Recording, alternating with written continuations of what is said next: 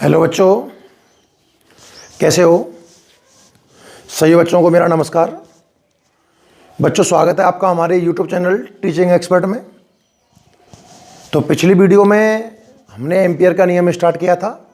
काफ़ी important, most important heading है बच्चों। इसमें से एग्ज़ाम में आने की प्रोबेबिलिटी सबसे ज़्यादा है कि एम्पियर के नियम में से क्वेश्चन एग्ज़ाम में पूछा जाए। इसलिए मैंने कल भी आपको बहुत ध्यान देने के लिए कहा था बोर्ड पर, और उम्मीद है कल वाला आपने पढ़ भी लिया होगा। एम्पियर का नियम मैंने आपको याद करवाया था, मैं हल्का सा दोहरान करा दूं 1 मिनट के अंदर, कि क्लोज इंटीग्रेशन। मैंने कहा था बच्चों, गाउस का ही भाई है ये। गाउस में क्या कहते हो आप? पहले गाउस लिखता हूं, E vector dot D L vector is equal to sigma Q upon epsilon naught. बिल्कुल यही था ना, आपको सबको गाउस की प्रमेय याद होगी। बिल्कुल ये मैग्नेटिक, ये इलेक्ट्रिक फील्ड के लिए था।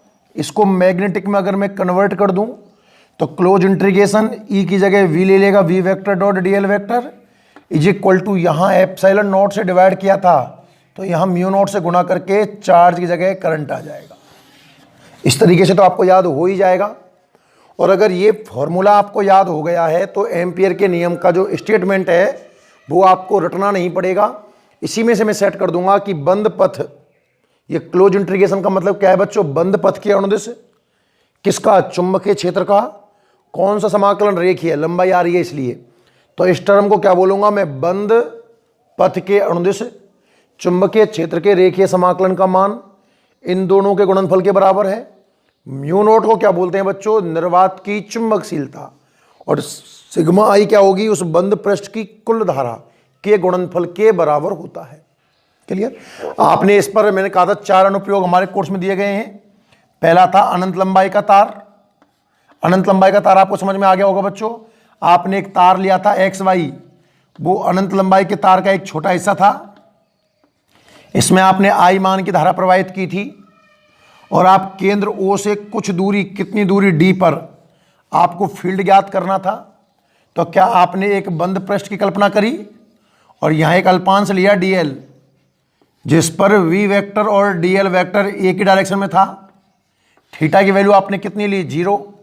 इस सूत्र में जब आपने बात की तो जब डॉट को खोलेंगे तो बच्चों कॉस आएगा, B D L cos theta. Theta की वैल्यू 0, कॉस थीटा की value 1, V D L V बाहर, और इंटीग्रेशन डी एल की वैल्यू 2 पाई आर, यहाँ सिग्मा आई की वैल्यू आई।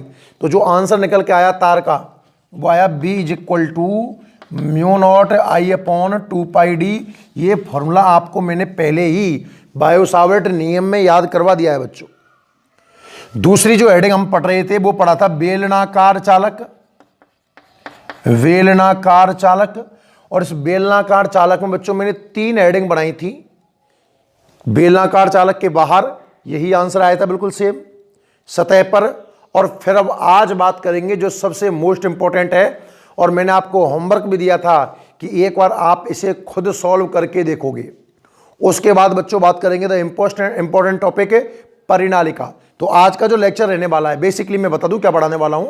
आज हम जनरली क्या पढ़ेंगे कि एक सिलेंडर बेलनाकार चालक लेंगे और उस बेलनाकार चालक के अंदर हम फील्ड निकालेंगे। बेलनाकार चालक के अंदर फील्ड निकालेंगे।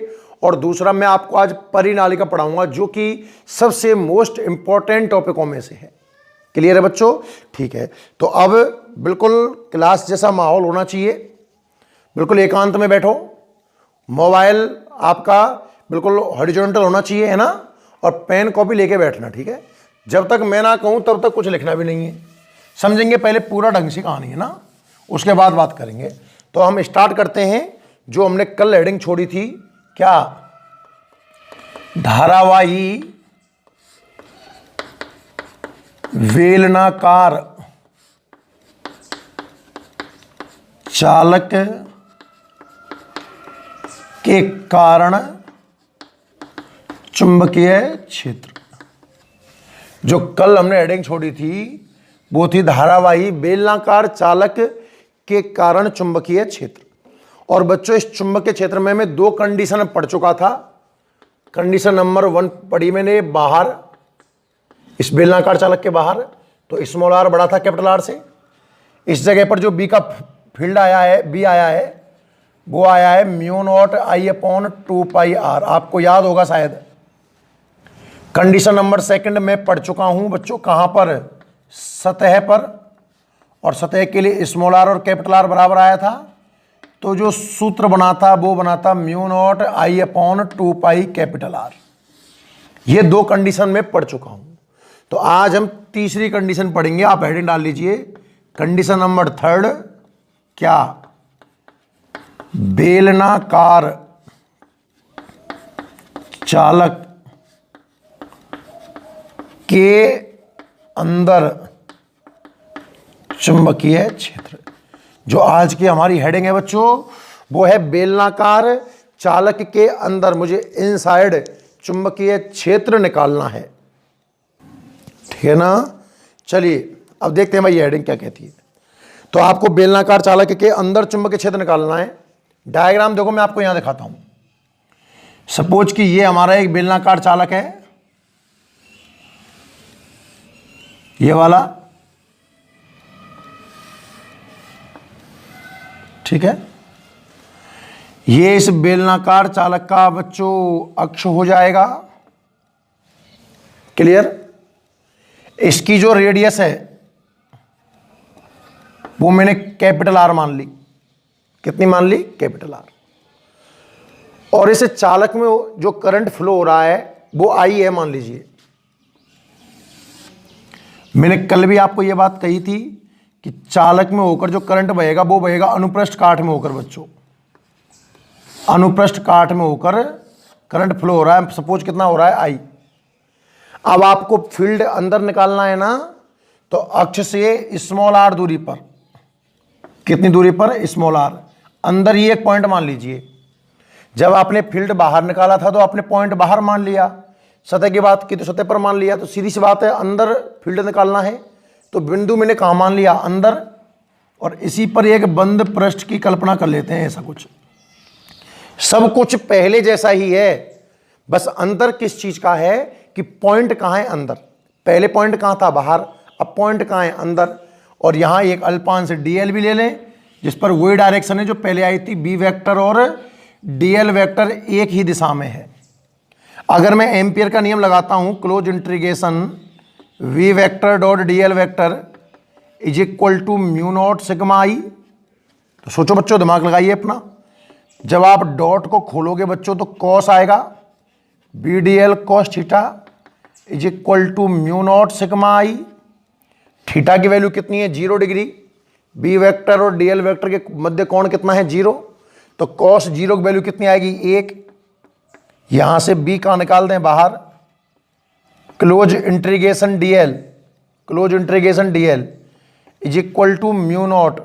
और बात करें बच्चों सिग्मा आई की, तो ये सिग्मा आई क्या है? सिग्मा आई क्या है? सिग्मा आई है बच्चों इस बंद पृष्ठ के अंदर की कुल धारा। सिग्मा आई क्या है बच्चों? इस बंद पृष्ठ के अंदर की कुल धारा। तो सिग्मा आई कैसे निकालें? सवाल यही बनता है कि इस एरिया में होकर कितना करंट पास होगा। मैंने आपको एक हेडिंग पढ़ाई थी बच्चों, गाउस के नियम के अनुप्रयोग में। गोला याद है क्या? मैं हल्का सा बना के दिखा दूं आपको कि ये पूरा गोला था जिसकी रेडियस कैपिटल आर थी। इसमें आयतन के अनुदिश हमारा आवेश फैला हुआ था। फिर जब मैंने पॉइंट अंदर लिया था तो मुझे ये गोला काम का था, केवल याद करो। तो मैंने कहा था इस गोले का आवेश निकाला जाएगा आयतन वाले कंसेप्ट से, क्योंकि आवेश आयतन में फैला हुआ था। तो आपने लगाया कि भाई पूरा आयतन है 4/3 पाई आर क्यू, उसमें आवेश क्यू है, एक अंक का निकाल लिया, जिससे चाहिए उससे गुणा कर लिया। ऐसा किया था क्या? सेम लॉजिक आप यहां अप्लाई करके अगर देखें, खुद सोच के देखना भाई। करंट बह रहा है अनुप्रस्थ काट में। मैं इसको अगर फ्रंट व्यू देखूं, इसका ऊपर से व्यू देखूं बच्चों, फ्रंट व्यू ऊपर से देख रहा हूं इसको, तो वृत्ताकार नजर आएगा। ये अरे चालक को ऊपर से देखो, सर्किल नजर आएगा। इस पूरे सर्किल में इस सर्किल की त्रिज्या आर रहेगी, बहने वाला करंट है आई, मतलब pi R square. Pi R square अनुप्रस्थ काट में प्रवाहित धारा कितनी है? आई। भाई इस पूरे में होके कितना करंट बह रहा है? आई। पर बच्चों आपको तो केवल इतने हिस्से का चाहिए जिसकी त्रिज्या स्मॉल आर है। तो आप एकांक अनुप्रस्थ काट का निकालिए, ये तो आएगा आई बटे पाई आर स्क्वायर। और फिर जितने का आपको चाहिए पाई स्मॉल आर स्क्वायर में कितना आएगा, इसे मल्टीप्लाई करके देख लो। पाई ने पाई को मार दिया और ये बन गया I R square upon capital R square. इसे सिग्मा आई की जगह पर पुट कर दो और जो आपका आंसर है वो आपको प्राप्त हो जाएगा। ऐसा आउटलाइन दिमाग में हमारे में होना चाहिए। देखो टॉपिक करना यहां कोई बड़ी बात नहीं है, ऐसे बहुत सारे टॉपिक मैं आपको पढ़ा चुका हूं, बहुत सारे, बात है खाली समझने की। तो देखो समझ में क्या आना चाहिए आपको, मैं वो दोबारा लिखता हूं, अच्छे से देखना। ये समझाने की एक थीम थी, हल्का हल्का हमारे दिमाग में आइडिया आ चुका है कि हमें अब क्या लिखना है। कंडीशन नंबर 3, अब ध्यान से देखिए बच्चों, धारावाही बेलनाकार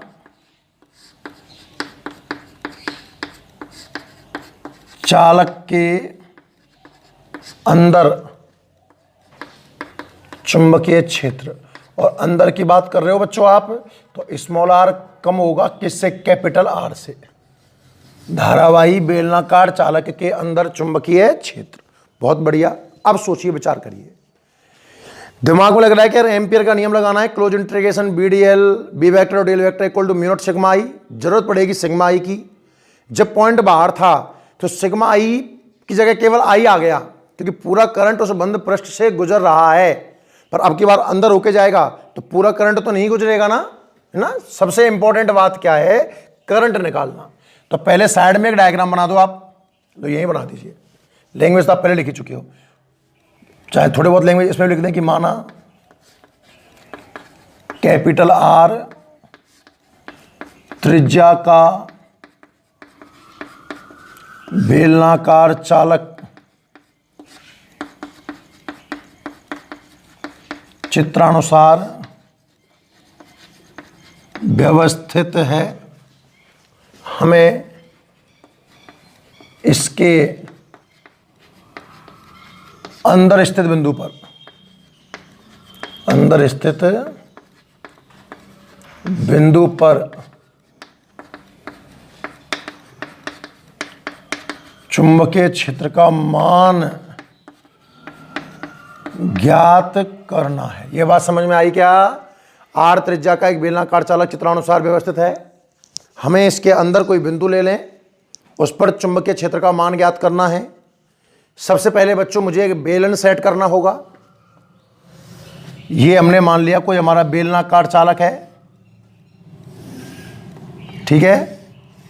बेलनाकार चालक में ये मान लीजिए आप अक्ष है, इस पूरे बेलन की त्रिज्या आप कैपिटल आर मान लीजिए, और इस अनुप्रस्थ काट से जो धारा बह रही है, कुल करंट, उसे आप आई ले लीजिए। जो बहने वाला कुल करंट है बच्चों अनुप्रस्थ काट यानी कि क्रॉस सेक्शनल एरिया से, वो कितना बह रहा है, आई बह रहा है। कितना बह रहा है, आई बह रहा है। हमें इसके अंदर फील्ड निकालना है, मतलब इस जगह पर फील्ड चाहिए स्मॉल आर डिस्टेंस पर। तो बच्चों इसके अंदर ही हमने एक बंद पृष्ठ की कल्पना कर ली, और यहाँ एक अल्पांश ले लेंगे हम डी एल। इस अल्पांश पर वी वेक्टर और डी एल वेक्टर एक ही डायरेक्शन में होगा। ये पता है क्यों? क्योंकि कल मैं ये पूरी चर्चा कर चुका हूँ आपसे। अब आप बच्चों मेन इंपॉर्टेंट जो बात रहेगी वो दिमाग में आनी चाहिए सिग्मा आई की। ये बार बार समझना, क्योंकि ये क्वेश्चन बच्चों वैसे 2018 में राजस्थान बोर्ड के पेपर में पूछा गया है, और बहुत इजी क्वेश्चन था। सिर्फ 2 नंबर में यही पूछा गया था कि एक बेलनाकार चालक है, उसके अंदर चुंबकीय क्षेत्र निकालिए। एक बेलनाकार चालक है, उसके अंदर क्या निकालना है आपको, चुंबकीय क्षेत्र। तो इस तरीके से आप लैंग्वेज सेट कर देना सिंपल। कोई अगर देखो पूरी तीनों कंडीशन नहीं पूछता है तो आप तीनों क्यों लिखते हो? अंदर वाली पूछिए तो अंदर वाली लिखिए, फिर उसमें थोड़ी सी लैंग्वेज सेट करनी होगी आपको। बात करें सिग्मा आई की, तो बस लॉजिक ये ध्यान रखना कि जो कुल करंट फ्लो हो रहा है ना, वो अनुप्रस्थ काट के अकॉर्डिंग फैल रहा है। जब मैं गाउस के नियम के अनुप्रयोग पढ़ाया करता था तो आवेश आयतन के अनुदिश था, आवेश आयतन के अनुदिश था। तो आपने आयतन वाला कॉन्सेप्ट यूज करके सिग्मा क्यू निकाला था। अब जो करंट फ्लो हो रहा है वो अनुप्रस्थ काट से फ्लो हो रहा है। बार बार मैं 10 बार बोल चुका हूं शब्द को, अनुप्रस्थ काट से फ्लो हो रहा है, तो लॉजिक अनुप्रस्थ काट का ही लगेगा। और अनुप्रस्थ काट का मतलब होता है एक तरीके से क्षेत्रफल, मोटाई। मोटाई मतलब ऊपर से देखो सर्किल नजर आएगा बच्चों। तो अब मैं लिख रहा हूं, ध्यान से देखना कि चूंकि पाई कैपिटल आर स्क्वायर, पूरा अनुप्रस्थ काट यही तो है, पाई कैपिटल आर स्क्वायर अनुप्रस्थ काट से प्रवाहित विद्युत धारा कितनी है भाई साहब, आई। जो अनुप्रस्थ काट है कितना, पाई कैपिटल आर स्क्वायर, उससे बहने वाला करंट कितना है, आई। एकांक की निकाल लीजिए, एकांक अनुप्रस्थ काट से प्रवाहित विद्युत धारा, तो ये बन जाएगी बच्चों आई बटे पाई आर स्क्वायर। एकांक अनुप्रस्थ, सॉरी जो टोटल अनुप्रस्थ काट है पाई आर स्क्वायर, उससे बहने वाला करंट कितना है, आई। तो एकांक के हिस्से में कितना आएगा बच्चों, आई बटे पाई आर स्क्वायर। जितना आपको चाहिए उससे गुणा कर लीजिए, अतः पाई आर स्क्वायर अनुप्रस्थ काट से प्रवाहित धारा कितने आ जाएगी भाई साहब, आई बटे पाई आर स्क्वायर गुना pi small R square. Pi ने पाई को मार दिया और जो सिग्मा आई निकल करके आया, इस हेडिंग में यही नई चीज है। और अब आप समझ भी गए होंगे, ये बिल्कुल गाउस का नियम है। अरे जब मैंने आपको एम्पियर का नियम स्टार्ट किया है तो मैंने एम्पियर के नियम की तुलना स्टार्टिंग में गाउस के नियम से ही तो की है, क्योंकि है ही ये गाउस का नियम। बस अंतर किस चीज का है कि गाउस का नियम तो इलेक्ट्रिक फील्ड निकालता है और एम्पियर का नियम मैग्नेटिक फील्ड निकालता है। लॉजिक सब में बिल्कुल एक जैसे हैं। अब चूंकि गाउस के नियम में आवेश की जरूरत पड़ती है और इसमें करंट की जरूरत पड़ती है, तो वहां मैंने सिग्मा क्यों निकाला और यहां मैंने सिग्मा आई निकाला। कहानी समझ में आई। अब आप एम्पियर का नियम अप्लाई कर दीजिए बच्चों। एम्पियर के नियम से, अब अगर कल का लेक्चर आपने नहीं पढ़ा है ना भाई तो बहुत तकलीफ होगी, इसलिए मैंने पहले ही कह दिया था लास्ट में, क्योंकि ये एम्पियर के नियम का ही तो दूसरा भाग है भाई, बिल्कुल सेपरेट पोर्शन है। मतलब जो कल का जो पोर्शन है उससे बिल्कुल टच में है ये, इसलिए कल का लेक्चर आपको क्लियर होना चाहिए। अब अगर किसी बच्चे को एम्पियर का नियम ही नहीं पता है तो वो इस टॉपिक में आगे नहीं बढ़ पाएगा भाई। बात करें हम एम्पियर के नियम की, तो एम्पियर का नियम क्या है, close integration V vector dot DL vector is equal to mu naught sigma I. जब आप इस डॉट को खोलोगे बच्चों तो ये आ जाएगा B D L cos theta is equal to mu naught sigma I. यहाँ थीटा की वैल्यू बच्चों 0 डिग्री है तो कॉस थीटा की वैल्यू कितनी हो जाएगी बच्चों, 1। कहानी को आगे बढ़ाते हैं, यहाँ स्पेस नहीं है इसलिए मैं साइड में लिख रहा हूँ, आप नीचे ही लिखते रहें। क्या बचेगा बच्चों, इसकी वैल्यू जमा देंगे 1 और b आ जाएगा बाहर, तो v integration dl is equal to mu naught. और रही बात सिग्मा आई की, और सिग्मा आई की जो वैल्यू निकल करके आई है बच्चों वो आई है I small R square upon capital R square. अब बात करें आगे इंटीग्रेशन dl की, तो इसकी वैल्यू है बच्चों 2 पाई आर। जो इंटीग्रेशन dl है सर्कुलर पाथ के लिए, इसकी वैल्यू कितनी आएगी, 2 पाई आर आएगी, और ये बन जाएगा mu naught I are square upon capital R square. ध्यान से देखो तो एक स्मॉल आर से एक स्मॉल आर कैंसिल हो गया, और जो फील्ड हमारा निकल करके आया वो निकल के आया mu naught I R upon 2 pi R square. अच्छे से याद कर लेना, जब आपने बाहर निकाला था, जब आपने मैग्नेटिक फील्ड स्पेरिकल कंडक्टर के बाहर निकाला था, तब तो दिख तो रहा सबको ढंग से, तब तो आपका आंसर क्या आया था, v is equal to mu naught I upon 2 pi small R. Surface पर mu naught I upon 2 pi capital R, और अंदर आया है बच्चों म्यू नॉट आई, याद रखना स्मॉल आर ऊपर है इसमें स्मॉल आर बटे 2 पाई आर स्क्वायर। इसको जल्दी से नोट करें आप। चलो इसका स्क्रीनशॉट ले लो भले से, यहां आप तुरंत नोट कर लो, देख लो अपने हिसाब से ना, ठीक है। आगे बढ़ते हैं बच्चों, अपने हिसाब से लिख लेना भाई। जो बच्चे स्क्रीन पॉज करके लिखते हैं वो स्क्रीन पॉज करके लिख लेना, और अगर आपको स्क्रीनशॉट लेना है तो इसका एक स्क्रीनशॉट भी ले सकते हो। मैं साइड में हो गया हूं इसलिए। आगे बढ़ते हैं भाई, ध्यान से देखना इसी में। चर्चा करते हैं बच्चों हम ग्राफ की, समझिए ध्यान से, काफी इंपॉर्टेंट है ग्राफ। ये जो तीसरी हेडिंग है इसलिए मैंने आपको कल नहीं करवाई थी, ताकि आप एक दिन में ढंग से एम्पियर का नियम पढ़ लो तो बेटर समझ में आएगी। सबसे मोस्ट इंपॉर्टेंट कंडीशन होती है ये स्पेरिकल उसमें कंडक्टर में ना, 3 कंडीशन है। जब आपने बाहर की बात की, कहने का मतलब जब स्मॉल आर बड़ा था कैपिटल आर से, तो दूसरी बात आपने कब की है कि जब स्मॉल आर बराबर है बच्चों कैपिटल आर के, और तीसरी बात आपने कब की है कि जब स्मॉल आर कम है कैपिटल आर से। मेरी बातों को समझ पा रहे हो आप? ये कंडीशन शायद बाहर वाली है, अब तो बाहर अंदर समझ में आपको आना चाहिए। क्वेश्चन में कभी भी नहीं कहेगा कि बाहर आपसे पूछ रहा है, वो तो ऐसी हिंट देगा कि त्रिज्या है 10 सेंटीमीटर, 15 सेंटीमीटर पे बताओ, तो आपको सोचना होगा कि त्रिज्या से ज्यादा है आपकी दूरी, इसका मतलब आप बाहर हो, बराबर है तो आप सतह पर हो, और कम है तो आप अंदर हो। इस कंडीशन में जो फॉर्मूला निकल के आया है बी का, वो आया है बच्चों mu naught I upon 2 pi R. फॉर्मूले भी याद होने चाहिए, और इस फॉर्मूले को याद करने की ट्रिक क्या है, तार का ही तो है ये। जब आप बेलन के बाहर फील्ड ज्ञात कर रहे हो तो देखना दोनों हेडिंग मिला करके, बेलन में और तार में कतई कोई अंतर नहीं है, और तार का तो आपको रटा हुआ है, क्योंकि बहुत फॉर्मूले हमने बहुत क्वेश्चन किए उसके ऊपर। Mu naught I upon 2 pi R. तो यहां से एक बात समझ में आती है कि जब आप बाहर की बात कर रहे हो ना, तो वी व्युत्क्रमानुपाती है स्मॉल आर के। स्मॉल आर पर डिपेंडेंस देखनी है मेरे को। तो बाहर चुंबकीय क्षेत्र व्युत्क्रमानुपाती है दूरी के। जब आपने बच्चों सतह की बात की तो सूत्र निकल के आया mu naught I upon 2 pi capital are. इसमें कहीं स्मॉल आर है ही नहीं है, 2 पाई है नीचे वाला, है ना।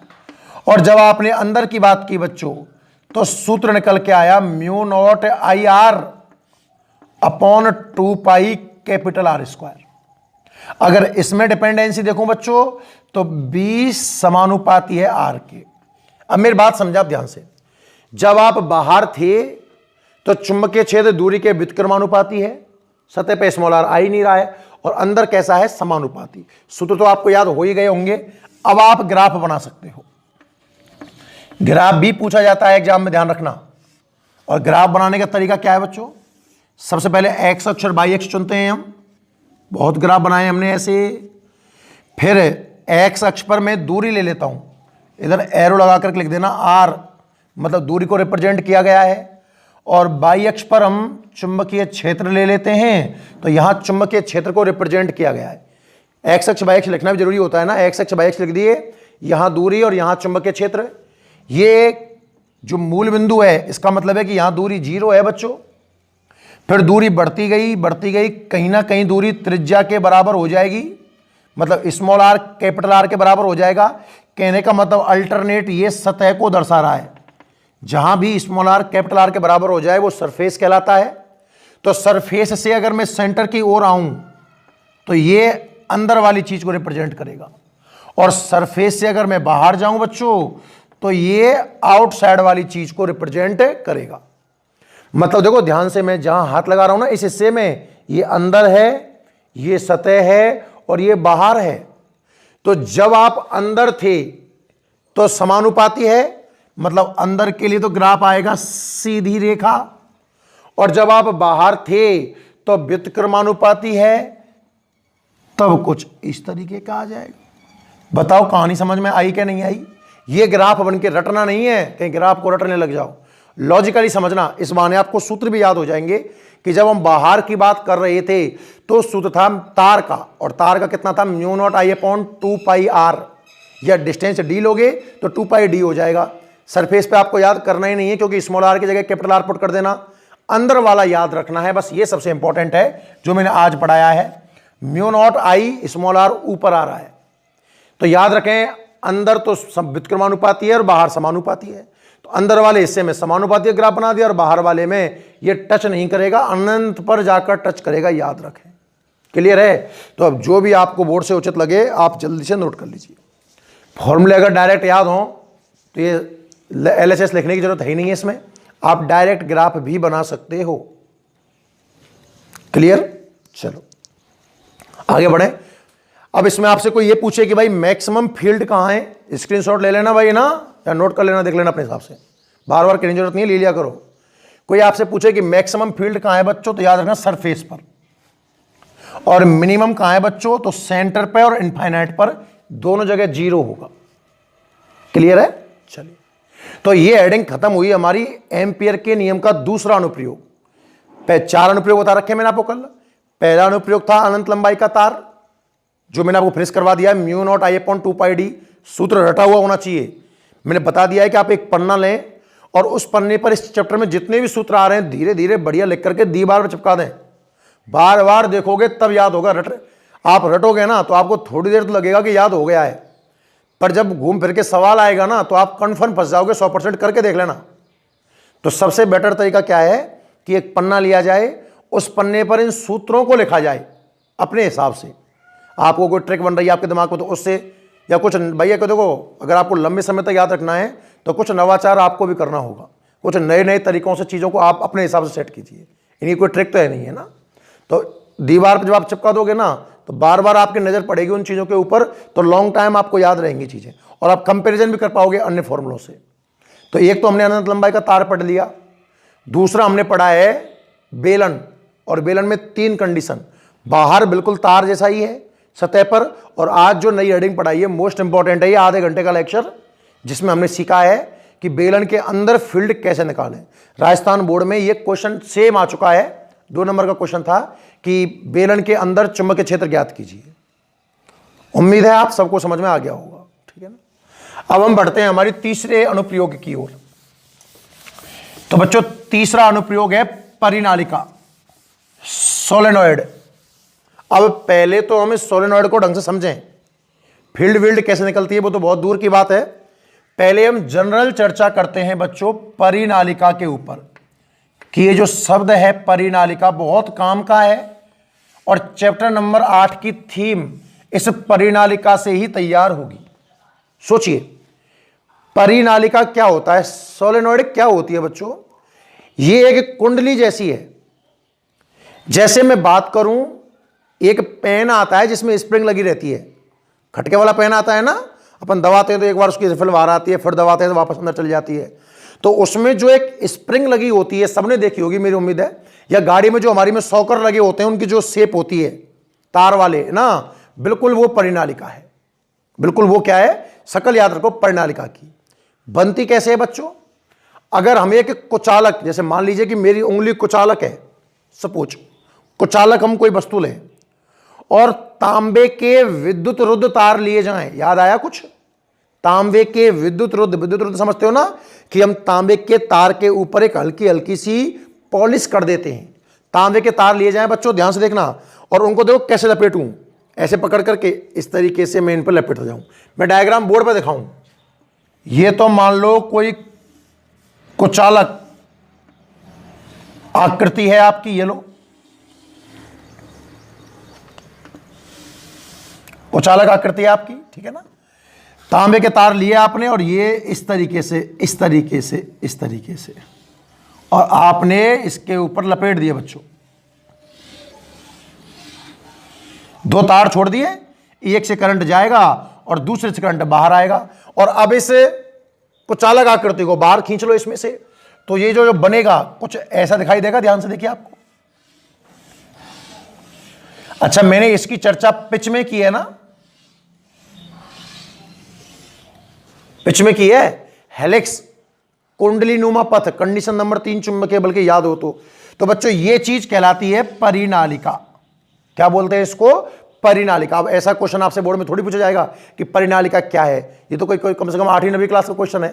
तो परिनालिका क्या है, इसका जवाब पूछ भी लिया जाए या जनरल नॉलेज के लिए, तो याद रखना ये तार किसके हैं बच्चों, तांबे के, तांबे के विद्युत रुद्ध। अब विद्युत रुद्ध पर मैं पूरी चर्चा धारामापी के अंदर कर चुका हूं, अब नहीं करेंगे भाई ना।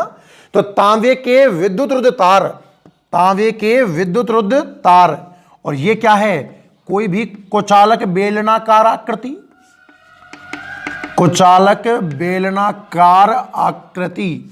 अगर हम तांबे के विद्युत रुद्ध तारों को किस पर बच्चों, कुचालक बेलनाकार आकृति पर कुंडली नुमा लपेटें, कुंडली नुमा लपेटें, तो निर्माण होता है किसका, परिनालिका का।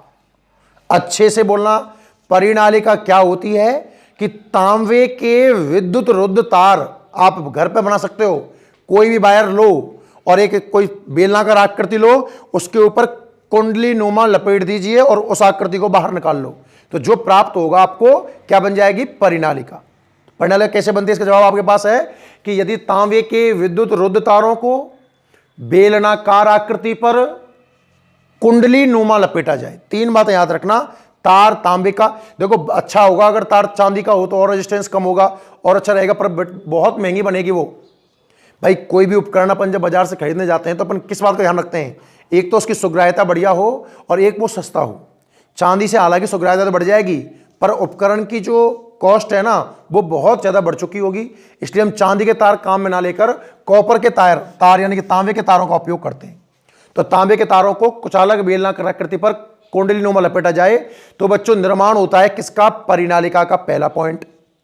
दूसरा पॉइंट, एक शब्द बार बार आएगा आपके पास, अनंत लंबाई की परिनालिका। यह शब्द ध्यान से समझिए आप, ये काफी परेशान करता है। अनंत लंबाई की परिनालिका, इस शब्द का मतलब क्या है बच्चों, है तो परिनालिका ही। परिनालिका क्या है वो तो हमें समझ में आ गई, पर आप किसी परिनालिका को अनंत लंबाई की परिनालिका कब कहोगे? कोई भी परिनालिका अनंत लंबाई की परिनालिका कब कहलाएगी? जब उसकी लंबाई अनंत हो। अरे अनंत का तो कोई अंत ही नहीं है ना। और मान लो हमें टीवी के अंदर या कोई भी इलेक्ट्रॉनिक उपकरण है जिसमें कुंडली सेट करनी है, तो अनंत लंबाई की कुंडली भैया कैसे सेट करोगे उसके अंदर? पॉसिबल ही नहीं है। तो अनंत लंबाई की कुंडली का मतलब क्या है? देखो आप जब सवाल करोगे ना तो आपको दो आंकड़े दिए जाएंगे। एक तो इसकी लंबाई दी जाएगी परिनालिका की, जो तो हमें जरूरत पड़ती है, और एक बच्चों इसकी त्रिज्या दी जाएगी जो आपको कभी भी जरूरत नहीं पड़ेगी। मेरी गारंटी है कोई भी क्वेश्चन में, किसी भी क्वेश्चन में परिनालिका की त्रिज्या में काम में नहीं लूंगा, लेकिन आप देखोगे कि हर क्वेश्चन में त्रिज्या दी गई है। क्यों? जब आप लंबाई देखोगे तो अक्सर देखना लंबाई तो होगी मीटर में, कि एक परिनालिका 1 मीटर लंबी है, एक परिनालिका 0.5 मीटर लंबी है मीटर में, और जो त्रिज्या रही होगी ना वो रहेगी सेंटीमीटर में, कि एक परिनालिका की त्रिज्या 2 सेंटीमीटर है और लंबाई 1 मीटर है। तो जो 2 सेंटीमीटर है यानी कि जो त्रिज्या है, अगर वो लंबाई के रेस्पेक्ट में बहुत कम हो, सुनना ध्यान से, अगर त्रिज्या लंबाई के रेस्पेक्ट में बहुत कम हो तो हम उस परिनालिका को नाम देते हैं अनंत लंबाई की परिनालिका। जितने भी हमारे किताब में क्वेश्चन हैं सारे क्वेश्चन अनंत लंबाई, क्योंकि सीमित लंबाई की परिनालिका हमारे कोर्स में है ही नहीं है। हालांकि फॉर्मूला जरूर लिखा हुआ है पर बाकी उसका प्रूफ वगैरह नहीं है। तो आप याद रखें, जब नाम आए ना अनंत लंबाई की परिनालिका तो आप आंकड़े देखकर पता लगाओगे कि आपको लग रहा है कि यार त्रिज्या लंबाई के रेस्पेक्ट में यूं मान लो आप 50 गुना कम है, कम से कम 50 गुना कम है, तो इसको हम अनंत लंबाई की परिनालिका कहते हैं। 2 क्वेश्चन हो गए कि परिनालिका क्या होती है और अनंत लंबाई की परिनालिका क्या होती है। तीसरी इसकी प्रॉपर्टी, तो परिनालिका की विशेषता क्या है कि जब आप इसमें करंट फ्लो करोगे, इस सिरे से करंट प्रवेश करेगा और इससे करंट बाहर निकलेगा। अच्छे से सुनना, सबसे मोस्ट इंपॉर्टेंट यूज परिनालिका का यही है और इसीलिए हम इसको पढ़ रहे हैं। तो जब आप परिनालिका में करंट फ्लो करोगे ना बच्चों, तो परिनालिका के अंदर का मतलब क्या है? अगर सामने से देखूं तो मुझे ऐसा वृत्ताकार आकृति नजर आएगी। उस परिनालिका के अंदर समरूप चुंबकीय क्षेत्र बनता है। देखो मैंने फील्ड समरूप बनाया है, लाइनें सीधी हैं और बीच में गैप बराबर है। जब परिनालिका में करंट फ्लो किया जाता है तो परिनालिका के अंदर कैसा चुंबकीय क्षेत्र बनता है? समरूप चुंबकीय क्षेत्र बनता है। क्या बनता है? समरूप चुंबकीय क्षेत्र। और इंपॉर्टेंट बात, परिनालिका के जो बाहर चुंबकीय क्षेत्र है वो 0 होता है। कहानी समझ में आई? परिनालिका में जो करंट फ्लो करते हैं तो उसके अक्ष के अनुदिश, उसके अंदर परिनालिका के भीतर तो क्षेत्र बनता है समरूप, और परिनालिका के बाहर फील्ड कितना आता है? 0।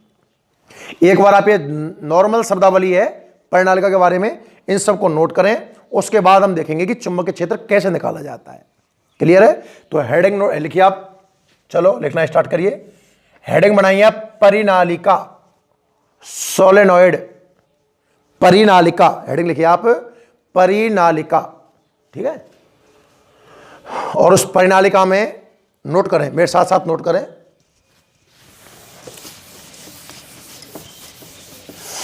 परिनालिका में लिखिए बच्चों कि यदि, साथ साथ नोट करते जाएं, यदि तांबे के विद्युत रुद्ध का मतलब है जो तांबे का वायर है उसके ऊपर एक पदार्थ की हम पॉलिश कर देते हैं। यदि तांबे के विद्युत रुद्ध तारों को, ये तांबे का ही काम में क्यों लिया है? ताकि उसका रेजिस्टेंस यानी कि प्रतिरोध कम हो। अगर बच्चों प्रतिरोध ज्यादा होगा तो छोटा मोटा करंट तो कोई काम का ही नहीं है, मतलब उसमें करंट लॉस ना हो, इसलिए मैंने तांबे का तार काम में लिया है ना। तांबे के विद्युत रुद्ध तारों को कुचालक बेलनाकार आकृति पर कुंडली नुमा लपेटा जाए,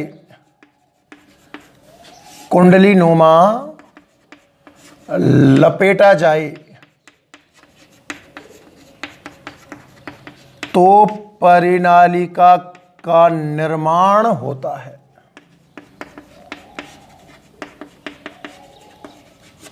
तांबे के विद्युत रोधी तारों को कुचालक बेलनाकार आकृति पर कुंडली नुमा लपेटा जाए तो परिनालिका का निर्माण होता है, पहली बात। दूसरी बात, अनंत लंबाई की परिनालिका किसे कहते हैं वो लिखिए आप, स्टार लगा करके इसमें लिखें कि यदि परिनालिका की त्रिज्या, चाहो तो ब्रैकेट में स्मॉल आर लिख दो, यदि परिनालिका की त्रिज्या, कॉमा लगाइए, लंबाई की तुलना में, यदि परिनालिका की त्रिज्या लंबाई की तुलना में बहुत कम हो, बहुत कम हो तो इस परिनालिका को, तो इस परिनालिका को अनंत लंबाई की परिनालिका कहते हैं। यह बात समझ में आई ना?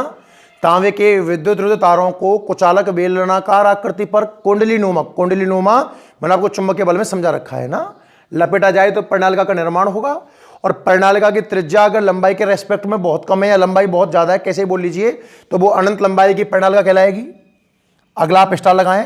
परिनालिका की विशेषता क्या है बच्चों, कि जब परिनालिका में विद्युत धारा प्रवाहित की जाती है,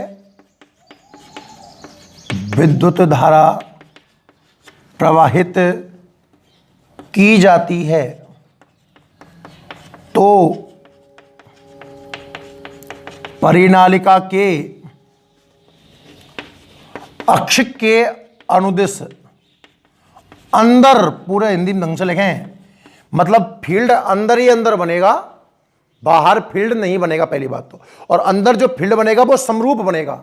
जब परिनालिका में विद्युत धारा प्रवाहित की जाती है तो परिनालिका के, पहले शब्द को अंदर को पहले लिखें, परिनालिका के अंदर अक्ष के अनुदिश, अक्ष के अनुदिश समरूप चुंबकीय क्षेत्र का निर्माण होता है, समरूप चुंबकीय क्षेत्र का निर्माण होता है। परिनालिका से बाहर, परिनालिका से बाहर चुंबकीय क्षेत्र शून्य होगा, जीरो होगा। और चाहो तो आप एक डायग्राम के माध्यम से भी इस बात को समझ सकते हो। इस बहाने परिनालिका का डायग्राम भी बन जाएगा। तो आप एक परिनालिका बना लीजिए, करंट यहां से प्रवेश कराओ, आई लिख दो, और इस सिरे से बाहर निकालो। तो जब परिनालिका से करंट गुजरेगा ना, तो अक्ष के अनुदिश अंदर, जहां मैं एरो लगा रहा हूं ये वाली जगह पर, समरूप चुंबकीय क्षेत्र प्राप्त होता है। क्लियर है? तो आपने लिख लिया होगा, और अगर नहीं लिखा है तो अब आप इसका एक स्क्रीनशॉट ले लीजिए बच्चों। परिनालिका के बारे में 2-3 बातें हमें समझ में आई कि परिनालिका होती क्या है या इसको हम कैसे बनाते हैं। दूसरी, अनंत लंबाई की परिनालिका क्या होती है। और तीसरी, जब इसमें करंट फ्लो होता है तो फील्ड कहां बनता है। अब सवाल आया कि कितना बनता है। ये तो हमें समझ में आ गया कि जब परिनालिकाओं में करंट फ्लो करेंगे तो मैग्नेटिक फील्ड बनेगा। अब कितना बनेगा उसे हम निकालेंगे बच्चों एम्पियर के नियम की सहायता से। तो ये तो एक सिंपल शब्दावली थी परिनालिका के बारे में। ठीक है, चलो लिख लिया होगा। ठीक है, आगे बढ़ते हैं। हेडिंग डालें अब आप, अनंत लंबाई की परिनालिका के कारण चुंबकीय क्षेत्र। अब लिखिए हेडिंग, ये अनुप्रयोग है। अब तक हम चर्चा परिनालिका के बारे में कर रहे थे ना। अब आप हेडिंग लिखिए बच्चों, अनंत लंबाई की परिनालिका के कारण चुंबकीय क्षेत्र।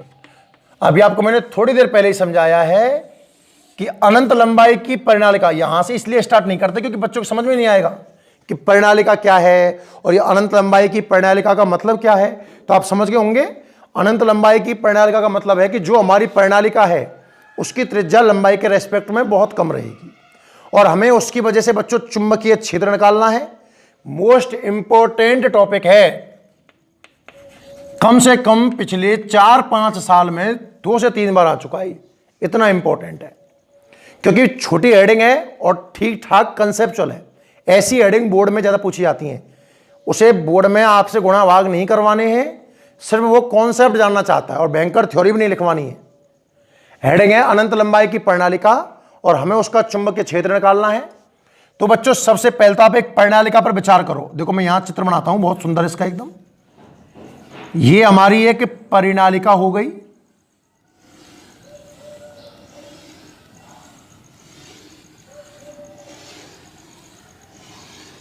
ये सब हमारी एक परिनालिका है। अब परिनालिका में आप क्या क्या मान सकते हो बच्चों? सबसे पहले आप माने परिनालिका की लंबाई, स्मॉल एल ले लो या आप कैपिटल एल भी काम में ले सकते हो, जो आपको अच्छा लग रहा हो। तो मैंने मान लिया कि लंबाई तो है इसकी एल, परिनालिका की लंबाई कितनी है? एल। एक बात। दूसरी बात, इसमें फेरे मानने पड़ेंगे, आप दिमाग लगाओ। परिनालिका एक लपेट से तो बनेगी नहीं, बहुत सारे लपेटे देने होंगे, तो मतलब मुझे इसमें फेरे मानने होंगे और फेरे मान लिए बच्चों मैंने इसके कैपिटल एन। कैपिटल एन है फेरों की संख्या।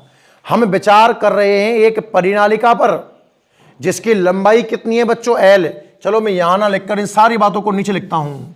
परिनालिका की लंबाई कितनी है? एल। फेरों की संख्या, नंबर ऑफ टर्न्स कितने हैं? Capital N. इसका अनुप्रस्थ काठ कितना है? Capital A. जो मोटाई है परिनालिका की मैंने फिक्स कर दी है बच्चों, कैपिटल ए है। और एक फेरे की धारा है आई। बच्चों सबसे इंपॉर्टेंट बात यह है, यहां आपके दिमाग की बत्ती जल जानी चाहिए। ये लो मैं बना देता हूं आपके दिमाग की बत्ती, ये लो। और ये बत्ती ये कह रही है कि ये जो आई है, ये जो आई है, ये कुल करंट नहीं है।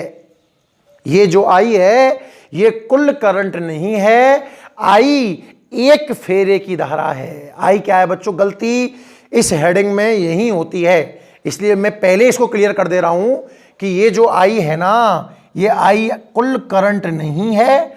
आई रिप्रेजेंट कर रहा है किसको? एक फेरे की धारा को। अब बच्चों दिमाग लगाओ कि एक फेरे की धारा तो है आई और फेरे कितने हैं? एन। तो कुल धारा होगी एन आई। अरे एक फेरे की धारा आई है तो फेरों से गुणा कर देंगे तो कुल धारा बन जाएगी ना एन आई। तो मैंने बच्चों क्या क्या माना, इसको मैं लैंग्वेज रूप में लिख रहा हूं कि माना। चलो एक बार समझा दे, फिर लैंग्वेज एक साथ बना लेंगे। ये परिनालिका हो गई, लंबाई एल, एन, ए, आई जो भी मानना है। अच्छा, अब आप एक बंद पृष्ठ की कल्पना करोगे बच्चों, ऐसा। ये जो मैं डार्क कर रहा हूं ये आपने एक बंद पृष्ठ माना साहब। क्या माना आपने? एक बंद पृष्ठ। इसका नाम आपने दे दिया पी क्यू आर एस। क्या माना बच्चों? पी क्यू आर एस आपने एक बंद पृष्ठ मान लिया। अब आप जब एम्पियर का नियम लगाओगे तो एम्पियर का नियम कहेगा close integration V vector dot DL vector is equal to mu naught into sigma I. ये समझ में आया आपको? इस क्लोज इंटीग्रेशन को मैं 4 अलग अलग हिस्सों में खोल सकता हूं। ये जो बंद पृष्ठ है P Q, Q R, R S और एस पी, इस बंद पृष्ठ को मैं खोल रहा हूं। तो क्लोज इंटीग्रेशन एक बार तो मैं पी क्यू के लिए ले लूं, B vector dot DL vector. दूसरी बात बच्चों मैं इसको क्यू आर के लिए ले लूं, B vector dot DL vector. और तीसरी बार मैं इसको आर एस के लिए ले लूं, B vector dot DL vector. और चौथी बार मैं इसको बच्चों एस पी के लिए ले लूं, B vector dot DL vector is equal to mu naught और क्या सिग्मा आई की वैल्यू एन आई होगी? थोड़ी देर पहले मैंने आपको समझाया है, सिग्मा आई का मतलब है बच्चों कुल धारा, एक फेरे की धारा कितनी है आई, तो कुल धारा कितनी होगी एन आई। यहां तक कोई रॉकेट साइंस नहीं है, आपको एम्पियर का नियम याद है, आपने लगा दिया। क्लोज था, ओपन करने के लिए आपने 4 अलग अलग हिस्सों में तोड़ दिया। अब चर्चा स्टार्ट करता हूं बच्चों, ध्यान से देखना। ये वाला हिस्सा 0 हो गया, क्यों 0 हो गया? दिमाग लगाओ, क्या पी क्यू बाहर है? अरे क्या पी क्यू वाला हिस्सा परिनालिका से बाहर है बच्चों? बिल्कुल ऐसा। और मैंने क्या कहा था कि जो परिनालिका से बाहर होगा, जो बिंदु परिनालिका से बाहर होगा, वहां तो फील्ड बनेगा ही नहीं।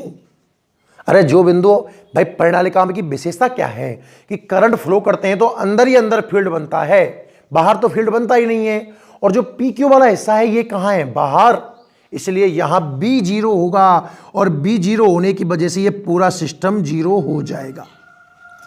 पी क्यू लिखाऊंगा लैंग्वेज में ढंग से समझ लें। पी क्यू वाला ऐसा 0 क्यों हुआ कि सर जी ये बाहर है और बाहर तो फील्ड बनता ही नहीं है। बहुत बढ़िया, बहुत सुंदर।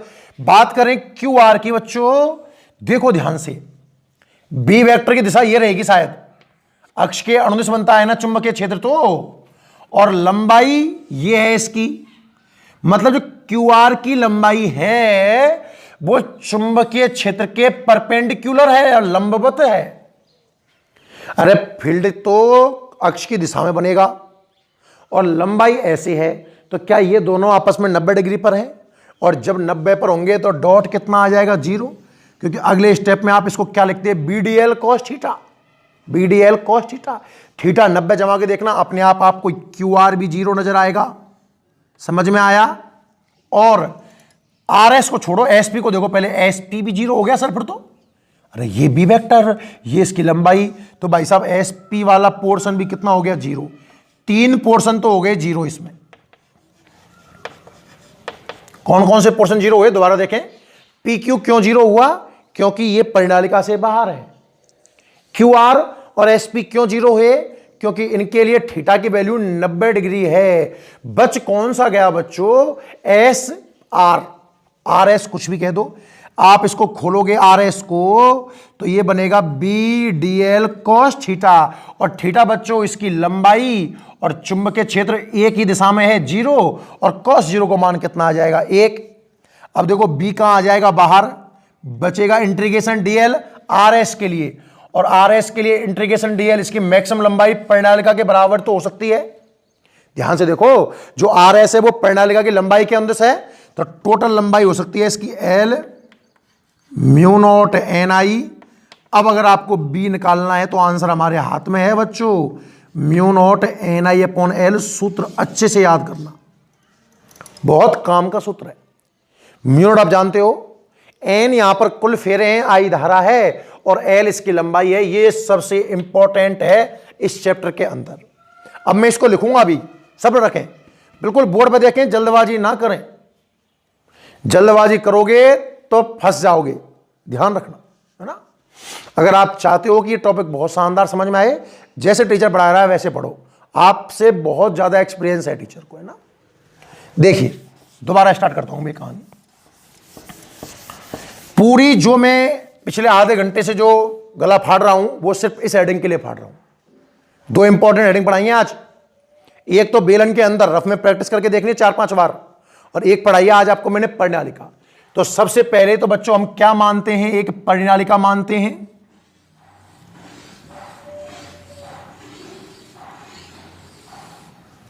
परिनालिका की लंबाई कितनी ले लें? L। फेरे कितने ले लें? IN।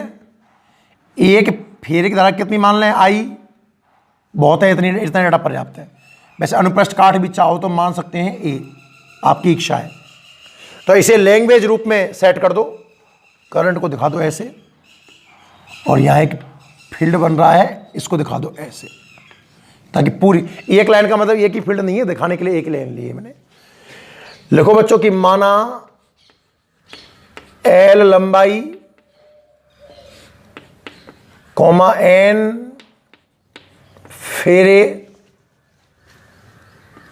तथा कैपिटल A अनुप्रस्थ काट वाली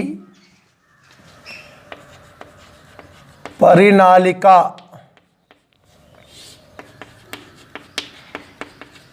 चित्रानुसार व्यवस्थित है। ये बात समझ में आई सबको? जिसके एक फेरे में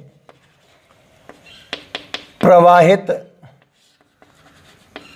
विद्युत धारा कैपिटल आई है। बताओ समझ में आया कि नहीं आया यहां तक? और हमें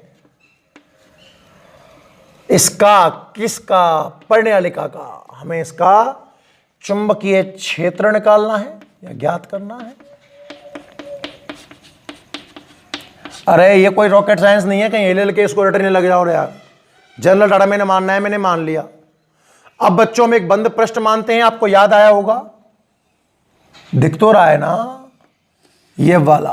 कुछ भी कह देना, ABCD कह देना, पर चूंकि बी काम में आ रहा है, कहीं कंफ्यूज हो जाए कोई बच्चा, इसलिए मैंने इसका नाम मान लिया PQRS। तो इस बात को नीचे लिखें कि चुंबकीय क्षेत्र का मान ज्ञात करने के लिए, चुंबकीय क्षेत्र का मान ज्ञात करने के लिए हम चित्रानुसार, जैसा कि आपको चित्र में दिख रहा होगा, चित्रानुसार बंद पथ, क्योंकि एम्पियर का नियम बंद पथ में ही लागू होता है, PQRS की कल्पना करते हैं। RS की कल्पना करते हैं। अब आप इसमें बच्चों लगाइए एम्पियर का नियम। अतः समझ लें, लिखना नहीं है अभी तक, टाइम मिलेगा। एम्पियर के नियम से अगर मैं बात करूं बच्चों, एम्पियर के नियम से, तो एम्पियर का नियम लगा दो साहब, close integration V vector dot DL vector is equal to mu naught sigma I। यही तो एम्पियर साहब ने कहा था। बंद पृष्ठ के लिए है, मैं चाहूं तो इस पृष्ठ को ओपन में चेंज कर दूं, तो मुझे 4 अलग अलग हिस्से करने होंगे बच्चों। पहला PQ का B vector dot DL vector, दूसरा QR का V vector dot DL vector, तीसरा RS का B vector dot DL vector, चौथा SP का B vector dot DL vector, और ये म्यू नॉट NI। ये NI समझ में आया ना? सबसे मोस्ट इंपॉर्टेंट बात है ये, कुल धारा निकालना, क्योंकि एक फेरे की धारा है I, तो कुल धारा कितनी होगी? NI। अब इनमें जरा बात कर लें अलग अलग हिस्सों पर, एरो लगा लगा के बात करता हूं मैं कि PQ भाग परिनालिका से बाहर है, PQ भाग परिनालिका से बाहर है, और अगर ये बाहर है तो इसमें V की वैल्यू कितनी आएगी? 0, क्योंकि परिनालिका की स्पेशलिटी है, जब करंट फ्लो करते हैं तो अंदर ही अंदर फील्ड बनता है, बाहर फील्ड बनता ही नहीं है। PQ हो गया बच्चों। QR तथा दोनों को एक साथ लिख दूं, एक तो QR और दूसरा है SP। QR तथा SP भागों पर B वेक्टर लंबवत है DL वेक्टर के। भाई ये वाला पोर्शन 0 होगा क्योंकि यहां B 0 है, और ये क्यों 0 होंगे? क्योंकि यहां थीटा 90 है। और जो तीसरा बात लास्ट जो बच गया RS भाग पर B वेक्टर समांतर है बच्चों DL वेक्टर के। इतना लिखने के बाद यहां आ जाओ। अतः जमाओ, वैल्यू जमाओ। पहला पार्ट हो गया बच्चों 0, because V is equal to 0। दूसरा बच गया तो इंटीग्रेशन RS, तो ये हो जाएगा BDL cos 0 हो गया 1। ये भी दूसरा 0 हुआ बच्चों। तीसरा बचा RS, जिसमें बचेगा BDL, और चौथा भी 0, और इधर म्यू नॉट NI। तो करना कैसे है, B बाहर आ गया, इंटीग्रेशन RS का DL, और ये म्यू नॉट NI, और जो इंटीग्रेशन DL है उसकी वैल्यू है बच्चों L, ये म्यू नॉट NI। तो जो B भाई साहब निकल के आए ना, वो आएंगे mu naught NI upon L। सूत्र सबको याद होना ही चाहिए, हर एक बच्चे को, क्योंकि आप देखोगे कि इस फॉर्मूले पर डायरेक्ट क्वेश्चन पूछे जाएंगे। तो कोई आपसे यह भी पूछ सकता है कि परिनालिका का चुंबकीय क्षेत्र किन बातों पर डिपेंड करता है, तो सूत्र से ही देख लो, नया नहीं लिखाने वाला, अपने आप क्वेश्चन लिख लेना आप। माध्यम पर, फेरों पर, धारा पर और लंबाई पर। एक छोटी सी बात यहां और आती है, उसको भी नहीं छोड़ेंगे। जो कैपिटल N बटे L है, इसको हम स्मॉल n से रिप्रेजेंट करते हैं बच्चों। कैपिटल N कुल फेरे हैं, L कुल लंबाई है, और जो स्मॉल n है ना, उसे कहते हैं हम एकांक लंबाई के फेरे। क्या कहते हैं बच्चों, एकांक लंबाई के फेरे। तो ये स्मॉल n हो जाएगा, और जो सूत्र आएगा वो आएगा म्यू नॉट NI। दो सूत्र हैं बच्चों इसमें। पहला सूत्र क्या है, म्यू नॉट NI बटे L, म्यू नॉट NI बटे L, और दूसरा सूत्र है म्यू नॉट स्मॉल NI। याद रखें, यहां स्मॉल n एकांक लंबाई के फेरे हैं। क्लियर है बच्चों?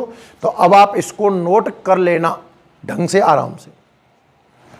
आज हमने दो इंपॉर्टेंट हेडिंग पढ़ी है, बेलनाकार चालक के अंदर और एक परिनालिका के कारण। दोनों मोस्ट इंपॉर्टेंट है, पूरा ध्यान लगा देना। सबसे ज्यादा इंपॉर्टेंट है परिनालिका, ढंग से नोट करें। आज की इस वीडियो में यहीं तक पढ़ेंगे बच्चों, और बाकी हम देखेंगे हमारे अगले लेक्चर में। ठीक है? अगर आप चैनल पर नए हो तो भाई चैनल को सब्सक्राइब कर लेना, और वीडियो को भैया लाइक कर देना, कमेंट करना और शेयर भी करना। आप समझ गए होंगे। ठीक है? धन्यवाद बच्चों, तब तक के लिए। बाकी फिर कल देखते हैं। ठीक है? लिख लो इसको।